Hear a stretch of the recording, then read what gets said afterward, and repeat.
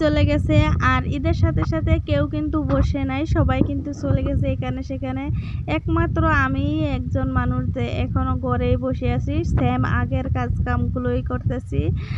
পারলে অল্প একটু কাজ কামগুলো বেড়েই গেছে, কিন্তু আর আমিও কোথাও যেতে পারি নাই।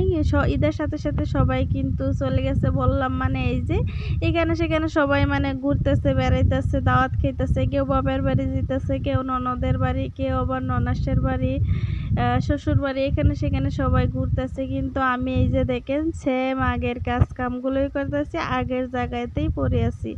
আমি আর কোথাও যাইতে পারলাম না।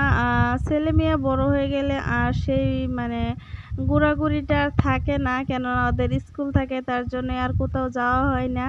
তো আমার ছেলের স্কুল বন্ধ দেয় নাই, ঈদের একদিন পরেই আবার স্কুল খোলা হয়ে গেছে। তো তার জন্য আমি কোথাও যাইতেই পারি নাই, সেই বাড়িতেই আছি। ঈদ উপলক্ষে কোথাও ঘুরতেই যেতে পারলাম না। ঈদের দিনে তো নিয়ে যাই নাই, ঈদের পরেও কোথাও যাইতে পারলাম না।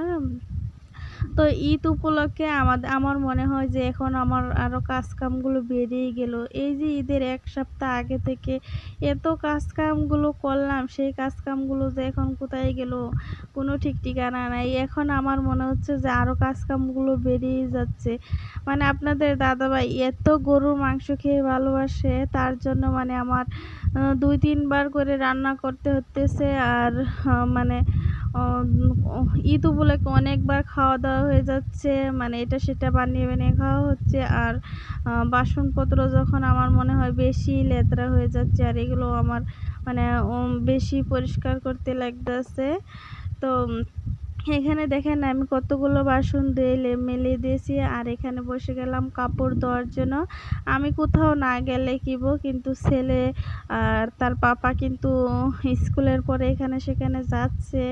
মানে যেখান থেকে মানে অল্প রাস্তার সময়। তো তারা এসে এদিক সেদিক যাচ্ছে, ছেলেকে নিয়ে পার্কে গিয়েছে। তো ওদের কিন্তু জামা কাপড় লেত্রা হইতেই আছে, ওই কাপড়গুলো আমার ধুইতে লাগছে। আর গরম দিন তো, তো মানে কি আর বলবো, এত গরমের মধ্যে কোনো কাজ কাম করতে ইচ্ছা করে না। এই যে কতগুলো কাপড় ধুয়ে নিলাম, এই কাপড়গুলো এখন আমি রোদের মধ্যে মেলে দিব। রোদটা কি উঠেছে দেখেন, কত রোদ। কই দরকার ছিল যে ঈদের আগে অল্প একটু রোদ দিবে।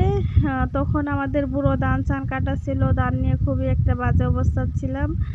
তখন খুব বৃষ্টি হইতেছিল, বৃষ্টির জন্য ধান চান নিয়ে খুবই একটা খারাপ অবস্থা ছিল। তখন তো রোদ দেয় নাই, এখন রোদ দিয়েছে। এখন আমার মনে হয় যে এখন বৃষ্টির দরকার, কেননা এখন সবাই তো গরুর মাংস খাবে।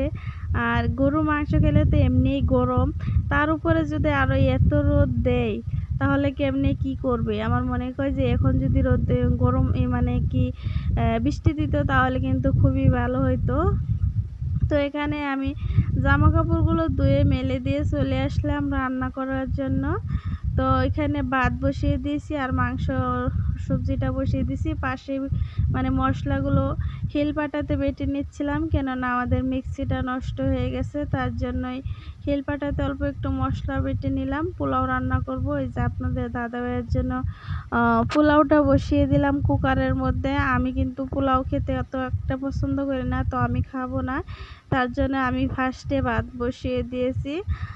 আমি কিন্তু এই গরমের মধ্যে পোলাও খাই না, আর মাংসটাও তেমন একটা খাচ্ছি না।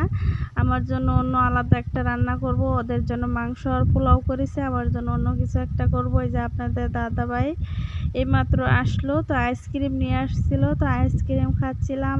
আর ছেলেও খেয়েছে, এই গরমের মধ্যে ছেলে একদম উদাম বাদাম করতেছে। তো তাই তো দুইজনে মিলে সবাই মিলেই মানে আইসক্রিম খেয়েছি, আপনাদের দাদাভাইও খেয়েছে। তো এখানে যে বাজার করে নিয়ে আসছিল, যেহেতু আমি মাংস খাবো না তার জন্য মাছ আর সবজিপাতি নিয়ে আসছিলো, তো এগুলো কেটে কুটে রান্না বসিয়ে দিয়েছি।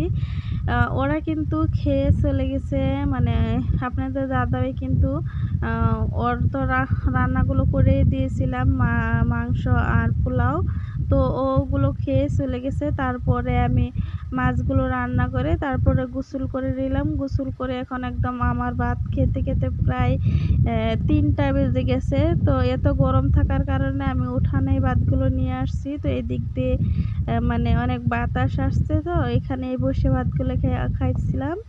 তো এরই মধ্যে এই যে বিকালবেলা দুধটা নিয়ে আসলাম। দুধটা এখন জাল করে নিব, কেননা এখন কিন্তু প্রচণ্ড গরম। তো দুধটা প্রতিদিনই আমি ওদের ঘর থেকে দুধ আনি যে চা খাওয়ার জন্য, রুজিনা করে নিয়েছি। তো ওই দুধটাই এখন আমি জাল করে নিব। অনেক গরম থাকার কারণে মানে দুধটা ফেটে যাবে, তার জন্য জাল করে ঠান্ডা করে রেখে দিব। আর এই যে দেখেন বিকালবেলা আমাদের ঘরে মেহমান আসছিল, তো তারা এই যে শরবত বানিয়ে দিয়েছিলাম, ওই মানে সব রেডি করে দিয়েছিলাম, ও নিজেই বানিয়েছিল। তো ওই যে ওর হাজব্যান্ড, আমি ক্যামেরা করছি বলে ও লজ্জা পাচ্ছিল, তাই ক্যামেরাটাকে ঘুরিয়ে দিয়েছি।